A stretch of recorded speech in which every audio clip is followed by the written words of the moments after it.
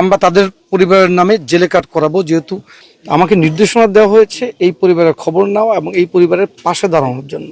চরপেশনে নূরে আলম বেচু মাঝি, উনি নদীতেই নিহত হয়েছিলেন। ওনার সন্তানরা দীর্ঘ প্রায় 2 ঘন্টা পর্যন্ত সাঁতার কেটে অলৌকিকভাবে তারাও বেঁচেছে এবং বাবার লাশ নিয়ে বাড়ি ফিরেছে। এই সংবাদটি প্রধানমন্ত্রীর দৃষ্টিগোচর হয়েছে এবং সত্যিকার অর্থে আবেগ আপ্লুত হওয়ার মতো একটা নিউজ।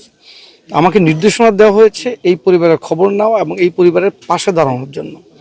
তো সাথে সাথেই এই পরিবারের যে বাবার লাশ নিয়ে গিয়েছিল, তো তাদেরকে আমরা উপজেলায় ওই যে পরিষদও রাখলাম আমরা, এবং সরকারের তহবিল থেকেও তাদেরকে আর্থিক অনুদানের ব্যবস্থা করলাম এবং প্রধানমন্ত্রীর পক্ষ থেকে, মাননীয় প্রধানমন্ত্রীর পক্ষ থেকে আমি নিজেও তাদেরকে কিছু আর্থিক অনুদান দিলাম। পাশাপাশি আমরা চিন্তা করলাম যে এদেরকে ধারাবাহিকভাবে কীভাবে হেল্প করা যায়, এই জন্য আজকে এই বাসায় আসা। আমরা তাদের পরিবারের নামে জেলে কার্ড করাবো, যেহেতু নূরে আলম বেচু মাঝির সন্তানরা বেঁচে আছেন।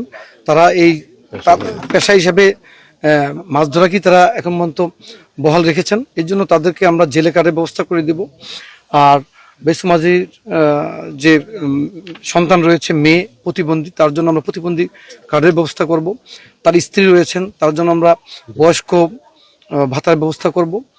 আর এই বাসাটা আমরা করে দেবো ইনশাল্লাহ।